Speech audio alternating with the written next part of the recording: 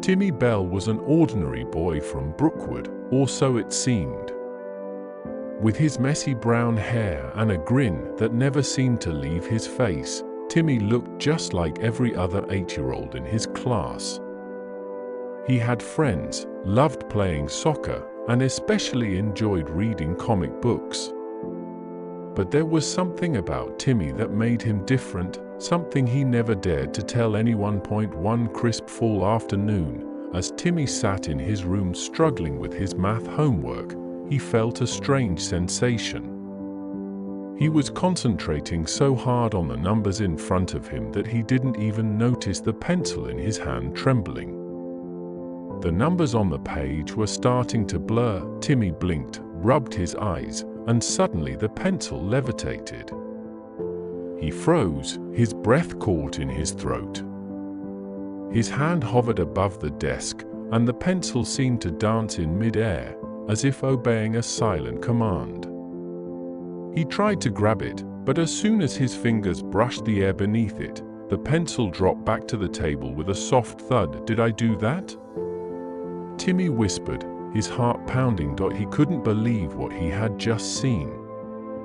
But even more, he couldn't believe what he had felt. It wasn't just the pencil. It was like he had willed it into the air, like he had pulled it with an invisible force.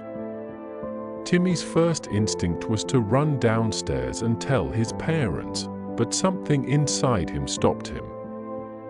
He didn't fully understand what had happened, and he wasn't sure if they would believe him. Instead, he sat there, stunned. The room felt smaller somehow, as if the walls were closing in.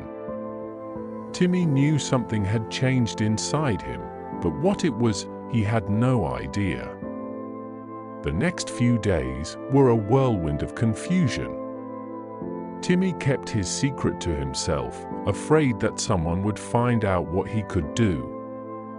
Every time he thought about it, his mind raced with 1,000 questions. Could he do more? What if he lost control? What if he hurt someone? His fears intensified after school one day when he was playing in the backyard.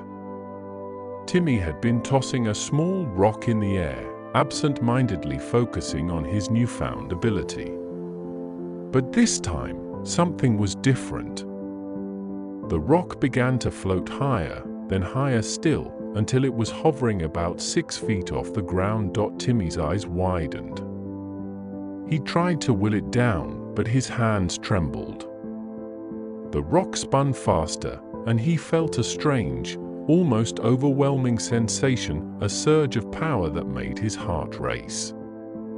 The rock dropped suddenly, slamming to the ground with a loud thud. That's when Timmy realized just how much power he had, and just how little control. He could move things, but it felt like the force behind his actions was beyond him. Like a storm raging inside him, unpredictable and wild. That night, as Timmy sat quietly at the dinner table, lost in thought, a knock at the door startled him. His parents exchanged concerned glances before answering. The moment they opened the door, a woman stepped into the house. She was older, with graying hair and an aura of wisdom about her. Her eyes were sharp, but they softened when they met Timmy's. "Is this Timmy Bell?" she asked, her voice warm but serious. Timmy stood up, unsure of who she was. His parents looked confused. "I'm his grandmother," the woman said. "Mabel Bell." "Timmy, I think it's time we had a conversation." Grandma Mabel didn't wait for Timmy to ask any questions. She led him to his room and sat him down. "I've been expecting this day," she said, her voice calm but filled with purpose. "You've begun to manifest your abilities, Timmy. Your powers." Timmy's heart skipped a beat. He had been hoping someone would explain this to him, but he hadn't expected it to be his grandmother, who had always seemed like an ordinary old woman to him. "You can move things with your mind, can't you?" she asked. Timmy nodded slowly. He couldn't deny it any longer. I knew you would inherit them, Grandma Mabel continued. It runs in the family, Timmy. Our bloodline carries these abilities. Your grandfather had them, too. But you must learn how to control them. And you must do so quickly. The next day, Grandma Mabel took Timmy to a secluded spot in the woods behind their house. She instructed him to sit cross-legged on the grass and close his eyes. Focus, she said. Clear your mind of distractions. Let your energy flow from within, through your hands, through your heart. Timmy tried to concentrate, his palms flat against the ground. At first, nothing happened. But as he relaxed, he felt something stirring deep within him.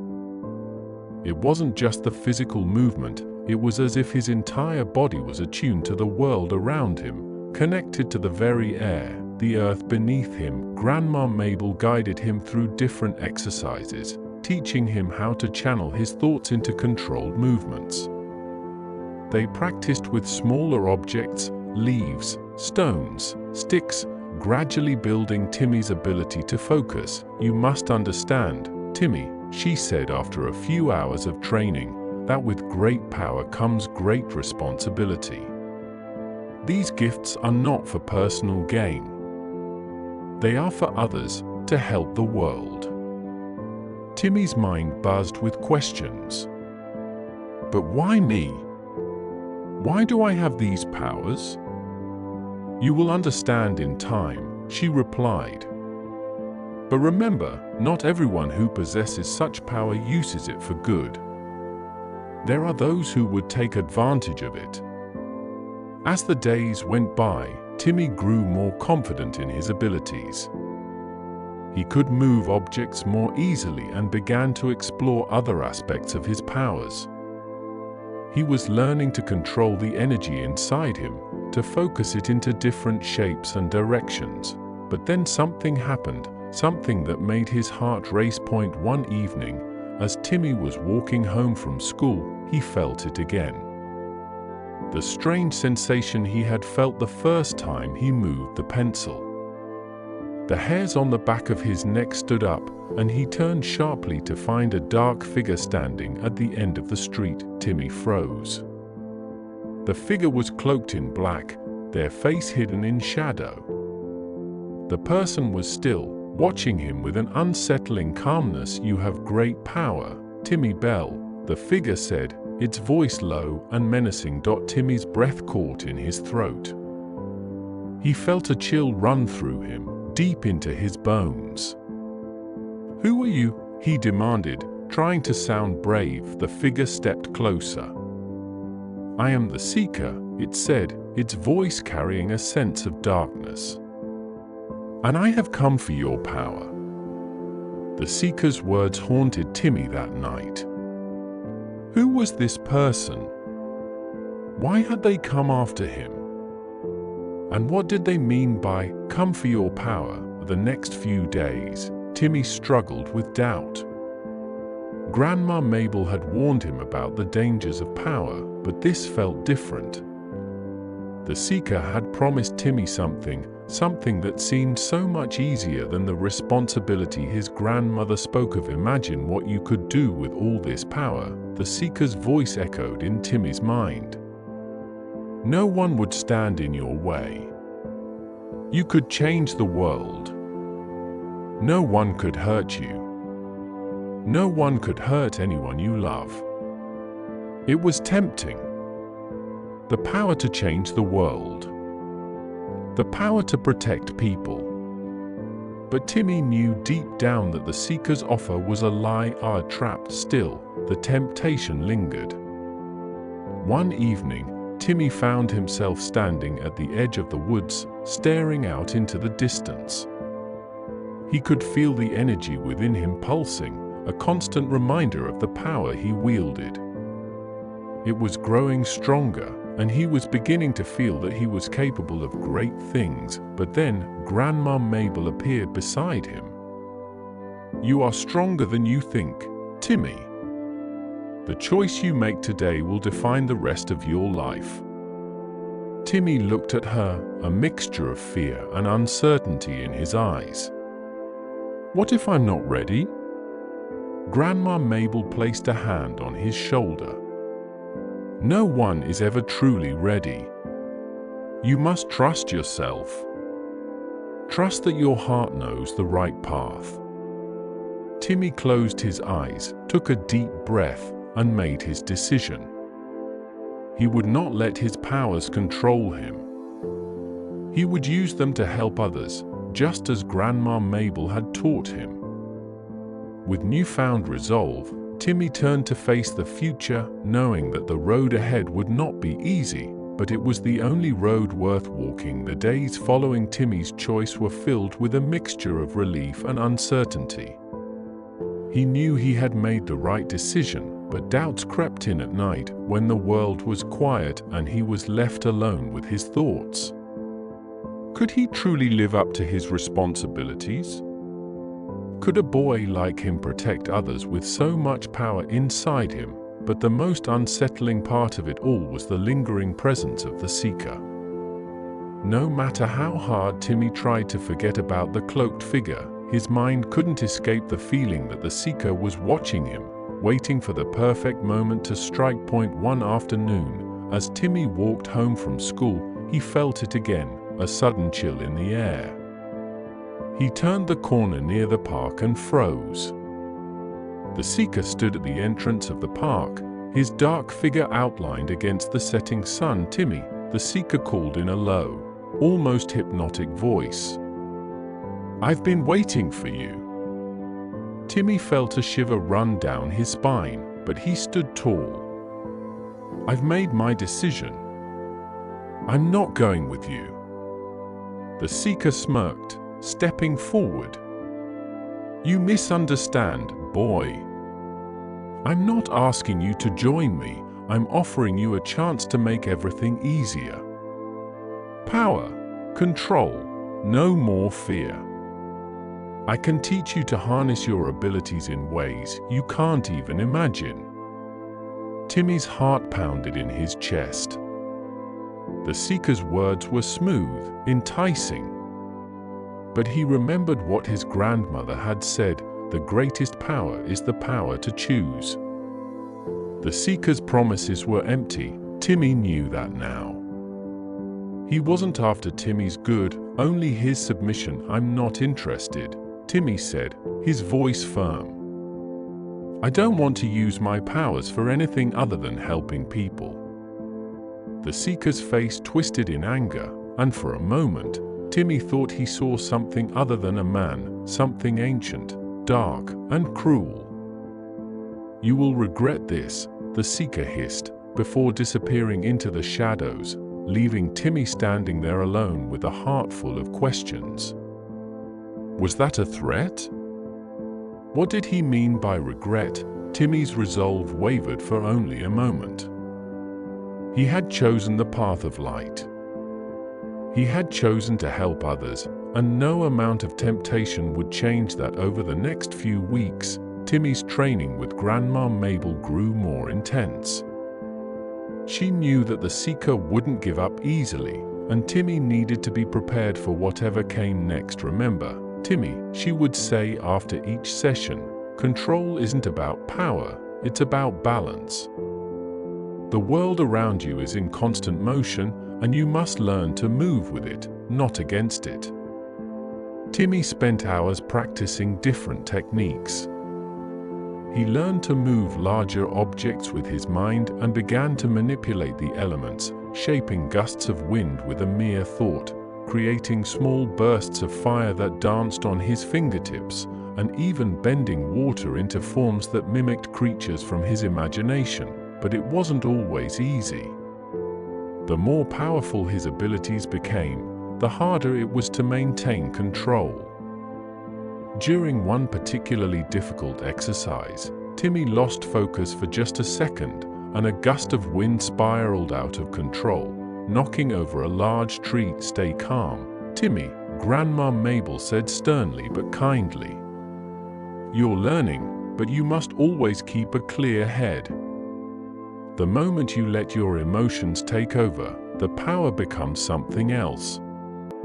It's like a wild beast, it doesn't listen." Timmy nodded, taking deep breaths.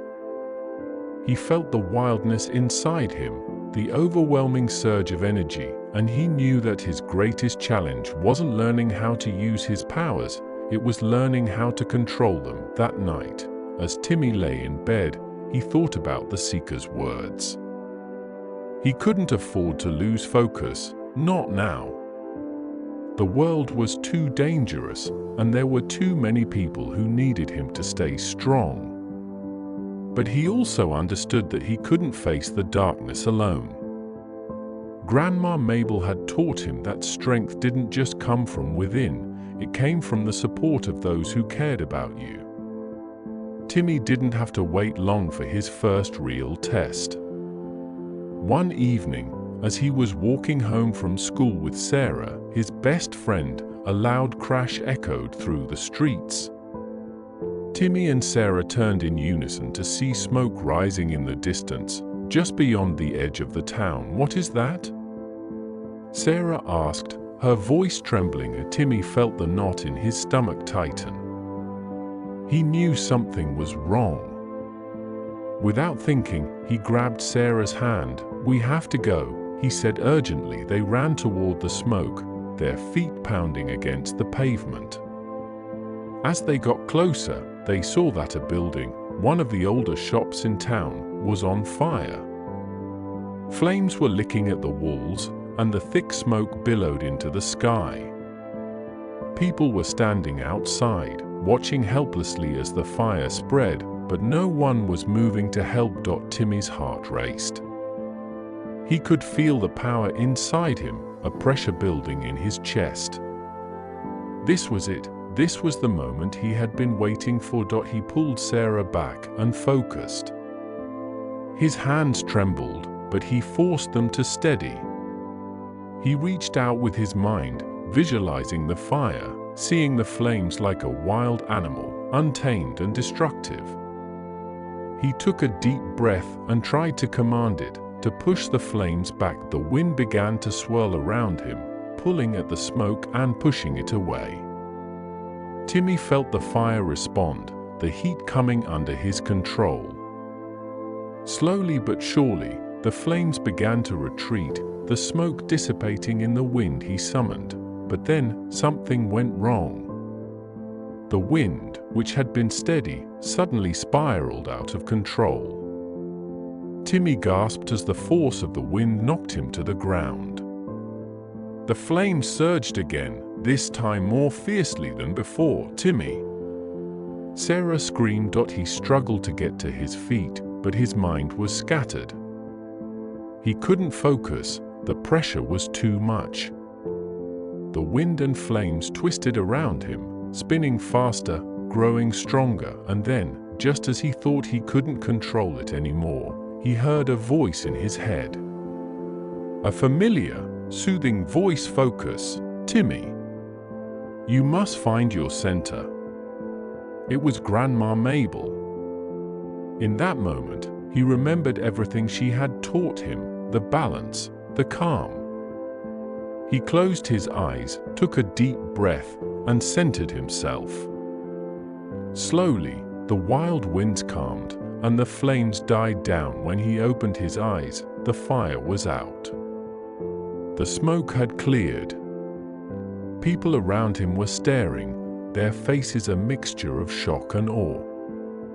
Sarah ran to his side, her eyes wide. "Timmy, that was incredible. You saved the building." Timmy stood there, trembling. He had done it, but barely. He hadn't been sure he would make it. And that's when he realized something. He wasn't invincible.